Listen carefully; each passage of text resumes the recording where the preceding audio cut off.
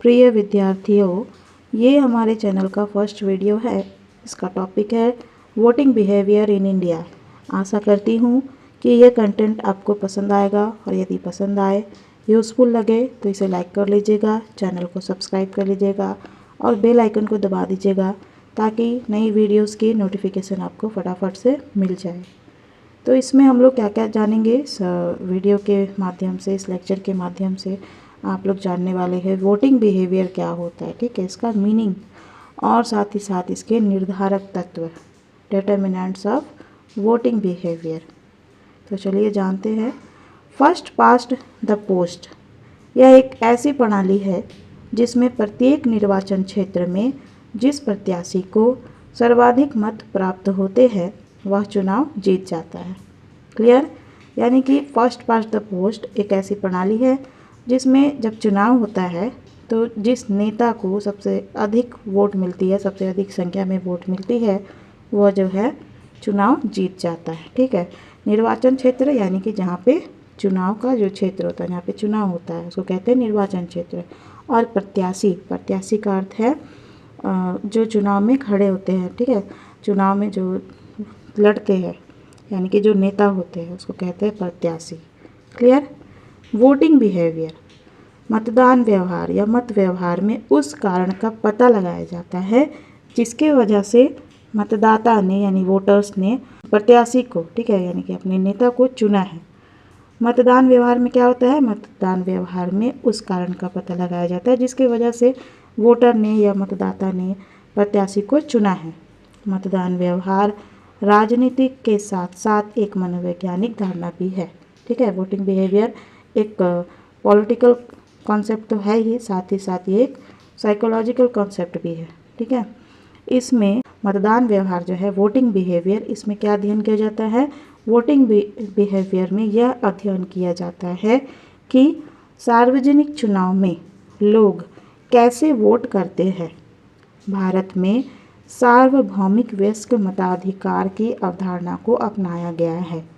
सार्वभौमिक वयस्क मताधिकार का अर्थ है कि भारत के नागरिकों को मतदान करने के लिए किसी विशेष योग्यता की आवश्यकता नहीं होगी, बल्कि एक निश्चित आयु पूरा कर लेने के बाद उन्हें मतदान करने के लिए योग्य माना जाएगा। ठीक है, भारत में सार्वभौमिक वयस्क मताधिकार की प्रणाली को अपनाया गया है और सार्वभौमिक वयस्क मताधिकार का अर्थ है कि भारत में वोट देने के लिए किसी विशेष योग्यता की हमें ज़रूरत नहीं है, बल्कि जब कोई निश्चित आयु को पूरा कर लेता है तो वह मतदान देने योग्य माना जाता है। ठीक है, पहले भारत में वोट देने के लिए न्यूनतम आयु, मिनिमम एज जो है 21 ईयर तय था, 21 वर्ष तय था।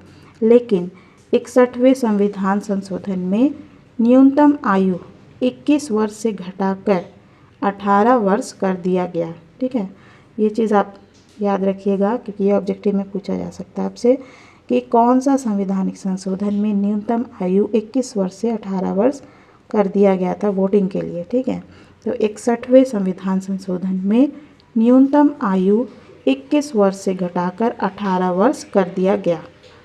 रजनी कोठारी और मायरन विनर जैसे राजनीतिक वैज्ञानिकों ने मतदान व्यवहार के अध्ययन का आरंभ किया था। ठीक है, यहाँ से भी एक ऑब्जेक्टिव निकलता है कि मतदान व्यवहार के अध्ययन का आरंभ किसने किया, वोटिंग बिहेवियर जो है उसको किसने शुरू किया। तो ये आपका आंसर हो जाएगा रजनी कोठारी और मायरन विनर ने। ठीक है, अब चलिए जानते हैं कि मतदान व्यवहार का अर्थ क्या है।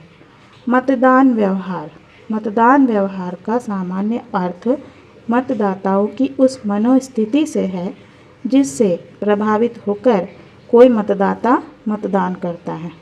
ठीक है, मतदान व्यवहार का अर्थ क्या होता है? मतदाताओं की उस मनोस्थिति से जिससे प्रभावित होकर कोई भी वोटर मतदान करता है, उसको मतदान व्यवहार कहते हैं। अर्थात इससे यानी मतदान व्यवहार से यह स्पष्ट हो जाता है कि लोगों ने क्या सोचकर किसी नेता को वोट दिया है। क्लियर? कुछ ऐसे कारक होते हैं जिसकी वजह से प्रभावित होकर जो वोटर्स होते हैं यानी हम अपने प्रत्याशी को चुनते हैं, उनका चुनाव करते हैं। तो मतदान व्यवहार जो है ये स्पष्ट कर देता है कि लोगों ने क्या सोचकर किसी नेता को वोट दिया है।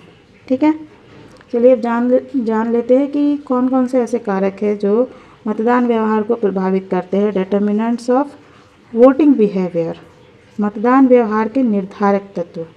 ठीक है, एक एक करके जानते हैं, ध्यान से देखिएगा। जाति, जिसे इंग्लिश में कास्ट कहते हैं। भारतीय समाज में जाति की जड़ें काफ़ी मजबूत है। कई बार देखा गया है कि राजनीतिक दल के नेता जाति के आधार पर वोट मांगते हैं। क्लियर? क्या होता है, कई बार ऐसा देखा गया है कि राजनीतिक दल के नेता जो होते हैं वो जाति के आधार पर वोट मांगते हैं। इनडायरेक्टली ही वो ऐसा कर सकते हैं, जैसे कि उनको किसी भाषण में आप कोई एक ऐसा नारा लगा देंगे, किसी जाति विशिष्ट शब्द को उसमें समायोजित कर देंगे, जोड़ देंगे, तो उससे क्या होगा, जाति जो है वो प्रभावित हो जाती है। ठीक है, तो इस प्रकार जो है भारत में वोटिंग बिहेवियर में जाति जो है एक निर्धारक तत्व साबित होता है। ग्रामीण क्षेत्रों में जातिवाद अधिक देखने को मिलता है। जाति के आधार पर भेदभाव राजनीति में एक निर्धारक कारक बना हुआ है। रजनी कोठारी के अनुसार भारत की राजनीति जातिवादी है और भारत में जातियाँ राजनीतिकृत है। ठीक है, तो आंसर लिखते हैं जब आप लोग, सबसे पहले आप लोग लिखेंगे भूमिका, इंट्रोडक्शन। क्लियर? उसके बाद उसका अर्थ, उसके बाद कुछ वैज्ञानिकों के आप उसमें परिभाषा लिखेंगे। इस प्रकार से आपको लिखना है। ठीक है, उसके बाद जो है आप निष्कर्ष पे जाते हैं। क्लियर? रजनी कोठारी के अनुसार भारत की राजनीति जातिवादी है और भारत में जातियाँ राजनीतिकृत है। अतः जाति मतदान व्यवहार को प्रभावित करने वाली एक महत्वपूर्ण कारक है। नेक्स्ट है आपका determinants of voting behaviour in India, क्षेत्रवाद। भारत में वोटिंग बिहेवियर को, मतदान व्यवहार को प्रभावित करने वाले कारकों में अगला कारक है क्षेत्रवाद।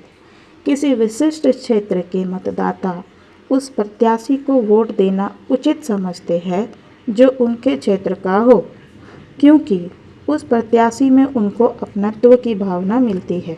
ठीक है, लोग क्या करते हैं, अपने क्षेत्र के जो प्रत्याशी होते हैं उनको वोट देना ज़्यादा सही समझते हैं, क्योंकि उनमें उनको अपनत्व की भावना मिलती है। लोग बाहरी नेता को वोट देना पसंद नहीं करते, इसलिए राजनीतिक दल एक ऐसे प्रत्याशी को चुनाव में खड़ा करती है जो निर्वाचन क्षेत्र से संबंधित हो। क्लियर? लोग जो है अपने क्षेत्र के प्रत्याशी यानी अपने क्षेत्र के नेता से ज़्यादा आकर्षित होते हैं, उन्हें वोट डालते हैं, इसलिए राजनीतिक दल क्या करती है, वो एक ऐसे प्रत्याशी को चुनाव में खड़ा करती है जो निर्वाचन क्षेत्र यानी जहाँ पे चुनाव हो रहा है उससे संबंधित हो। उत्तर भारत, दक्षिण भारत और पूर्वोत्तर में क्षेत्रवाद मतदान व्यवहार को अत्यधिक प्रभावित करता है। मतदान व्यवहार में क्षेत्रवाद कहाँ कहाँ पाया जाता है? उत्तर भारत, दक्षिण भारत और पूर्वोत्तर में क्षेत्रवाद मतदान व्यवहार को अत्यधिक प्रभावित करता है। अन्य क्षेत्रों में भी है, लेकिन इन सब क्षेत्रों में, जैसे कि उत्तर भारत, दक्षिण भारत और पूर्वोत्तर में क्षेत्रवाद जो है अधिक देखने को मिलता है। विभिन्न चुनाव के दौरान अनेक राजनेताओं के संबंध में दूसरे राज्यों के लोग बाहरी होने का आरोप लगाते हैं। विभिन्न चुनाव के दौरान अनेक राजनेताओं के संबंध में दूसरे राज्यों के लोग बाहरी होने का आरोप लगाते हैं और राज्य अथवा क्षेत्र के लोग कोशिश करते हैं कि किसी बाहरी व्यक्ति को मतदान नहीं करे। धर्म जो है वोटिंग बिहेवियर को कैसे प्रभावित करता है, किस प्रकार एक निर्धारक तत्व है, ये जानते हैं। भारत एक धर्मनिरपेक्ष राष्ट्र है, फिर भी धर्म मत व्यवहार का एक महत्वपूर्ण निर्धारक तत्व है। बहुमत से जीत हासिल करने के लिए राजनेता धार्मिक भावनाओं को भड़काने से भी पीछे नहीं हटते। सांप्रदायिक दंगे फैलाकर विभिन्न धर्मों में यानी अलग अलग धर्मों के लोगों में घृणा भाव पैदा करते हैं, ताकि किसी विशिष्ट धर्म के प्रति संवेदनशीलता और सहानुभूति प्रकट कर चुनाव में जीत हासिल कर सके। भारत के ऐसे कई राजनीतिक दल हैं जिनका अस्तित्व धर्म के आधार पर स्थापित हुआ। उदाहरण के लिए हिंदू महासभा, मुस्लिम लीग, शिवसेना, अकाली दल आदि। ठीक है, इनका अस्तित्व है जो कैसे स्थापित हुआ है, धर्म के आधार पर। क्लियर। धन भी वोटिंग बिहेवियर में एक निर्धारक तत्व है। भारत जो है हमारा देश एक विकासशील देश है, ठीक है। यहाँ बड़ी संख्या में लोग बिलो पॉवर्टी लाइन BPL में जीवन यापन करते हैं। इस प्रकार धन वोटिंग बिहेवियर के निर्धारण में एक महत्वपूर्ण भूमिका निभाती है। क्लियर। इसलिए एक अमीर उम्मीदवार या पार्टी के चुनाव जीतने की संभावना एक गरीब उम्मीदवार या पार्टी की तुलना में हमेशा अधिक होती है, लेकिन ऐसा सामान्य स्थिति में होता है, ठीक है। यदि स्थिति सामान्य हो तो क्या होता है, यदि स्थिति सामान्य हो तो एक अमीर उम्मीदवार जो है उसकी जीतने की संभावना एक गरीब उम्मीदवार की तुलना में अधिक होती है। लेकिन चुनाव लहर के वक्त में ऐसा नहीं होता है। चुनाव लहर के वक्त में जैसे कि बहुत महंगा इलेक्शन कैंपेन आयोजित करने के बावजूद भी चुनाव प्रचार के दौरान बहुत धन खर्च करके भी कांग्रेस आई ने 1989 में चुनाव हारकर अपनी सत्ता खो दी थी, ठीक है। चुनाव लहर में अन्य कारक जो है कमज़ोर पड़ जाते हैं। नेक्स्ट है प्रतिनिधि का व्यक्तित्व। यदि किसी राजनीतिक दल के प्रतिनिधि का व्यक्तित्व आकर्षक हो तो वह पार्टी बहुमत से चुनाव जीत हासिल करती है, जैसे कि पंडित जवाहरलाल नेहरू, इंदिरा गांधी, वाजपेयी आदि, ठीक है। प्रतिनिधि का व्यक्तित्व यानी जो राजनीतिक दल के जो प्रतिनिधि होते हैं चुनाव में जो खड़े होते हैं उनका व्यक्तित्व यदि आकर्षक होगा, लोग उनसे आकर्षित होंगे तो उन्हें अधिक से अधिक वोट मिलेगी, बहुमत से वो चुनाव जीत जाएंगे, ठीक है। जैसे कि पंडित जवाहरलाल नेहरू, इंदिरा गांधी, वाजपेयी आदि। 1971 के चुनाव में इंदिरा गांधी की गरीबी हटाओ के नारे से कांग्रेस पार्टी की जीत सुनिश्चित हुई थी। कांग्रेस पार्टी को 1971 में 545 में से 352 सीटें प्राप्त हुई थी। 2014 का चुनाव मोदी के व्यक्तित्व के दम पर बीजेपी ने 2014 का चुनाव जीता। लहर चुनाव यानी वेव इलेक्शन के दौरान कोई भी प्रतिनिधि जिसे जनता ठीक से जानती तक नहीं वह भी चुनाव जीत जाते हैं। क्लियर। राजनीतिक दल जो है इसके जो प्रतिनिधि होते हैं उनके दम पर ही अन्य क्षेत्रों में भी उस राजनीतिक दल के चुनाव चिन्ह को देखकर ही लोग वोट डाल देते हैं। कई बार ऐसा होता है कि ठीक से किसी प्रतिनिधि को जानते भी नहीं, लेकिन चुनाव लहर चुनाव जो होता है वेव इलेक्शन उसके दौरान ऐसा होता है, ठीक है। लोग जो है अगर कैंडिडेट को ठीक से जानते भी नहीं है लेकिन वो उस विचारधारा से प्रभावित होकर या फिर प्रतिनिधि के व्यक्तित्व से प्रभावित होकर उस पार्टी को वोट डाल देते हैं। क्लियर। शिक्षा एजुकेशन किस प्रकार वोटिंग बिहेवियर को प्रभावित करता है।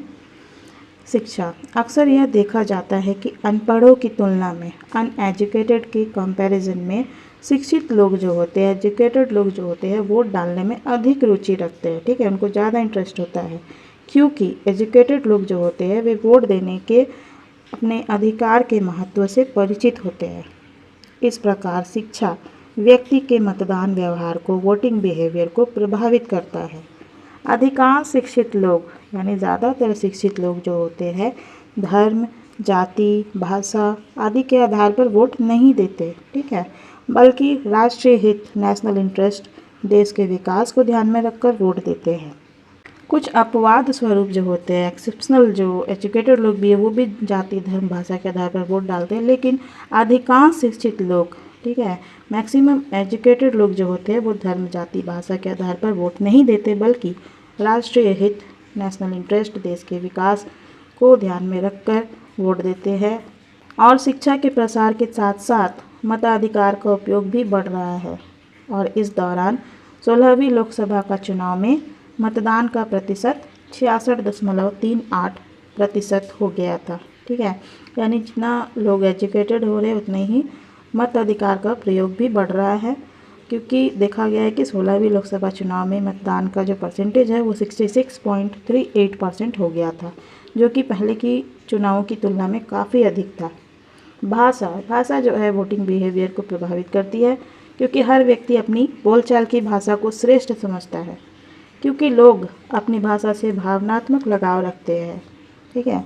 इसलिए जब कोई नेता निर्वाचन क्षेत्र में जाकर वहाँ के क्षेत्रीय भाषा में भाषण दे तो लोग उससे भावनात्मक रूप से जुड़ा हुआ महसूस करते हैं। कई बार आपने देखा होगा नेता जो है जब किसी विशिष्ट क्षेत्र में, निर्वाचन क्षेत्र में जाते हैं तो वह वहाँ की भाषा बोलने का प्रयास करते हैं ताकि लोग उन्हें अधिक से अधिक वोट दें। लोग भाषा के माध्यम से आसानी से प्रभावित हो जाते हैं। इसलिए जब कोई नेता निर्वाचन क्षेत्र में जाकर वहाँ के क्षेत्रीय भाषा में भाषण दे तो लोग उससे भावनात्मक रूप से जुड़ा हुआ महसूस करते हैं। लोग भाषा के माध्यम से आसानी से प्रभावित हो जाते हैं। भाषाई आधार पर राज्यों का गठन भी भारत की राजनीति में भाषा को एक महत्वपूर्ण कारक साबित करने के लिए पर्याप्त है। ठीक है, भारतीय राजनीति में भाषा किस प्रकार एक महत्वपूर्ण कारक है यह साबित करने के लिए यही काफ़ी है कि भाषाई आधार पर राज्यों का गठन हुआ है। आपको कमेंट करके बताना है कि कौन कौन से भारत के ऐसे राज्य हैं जिनका गठन भाषा के आधार पर हुआ। विचारधारा। कुछ राजनीतिक विचारधाराएं मतदाताओं को अपनी ओर आकर्षित करते हैं। ठीक है, कुछ ऐसी राजनीतिक विचारधाराएं होती है जो मतदाताओं को अपनी ओर आकर्षित करते हैं और लोग वोट डालने लगते हैं उससे प्रभावित होकर, जैसे कि लोकतंत्रात्मक विचारधारा, समाजवादी विचारधारा और साम्यवादी विचारधारा आदि मतदान व्यवहार में निर्धारक कारक की भूमिका निभाती है। निष्कर्षतः हम यह कह सकते हैं कि मतदान व्यवहार से लोगों की इच्छा प्रकट होती है। भारत में मतदान व्यवहार को प्रभावित करने वाले अनेक कारक होते हैं। एक राज्य और निर्वाचन क्षेत्र में एक तत्व प्रधान जबकि दूसरे में अन्य तत्व प्रधान होता है। जैसे कि यदि किसी राज्य में शिक्षित एजुकेटेड लोग अधिक है, उनकी संख्या ज़्यादा है, तो वो लोग क्या करेंगे, वो विकास के आधार पर, उन्नति के आधार पर वोट डालेंगे।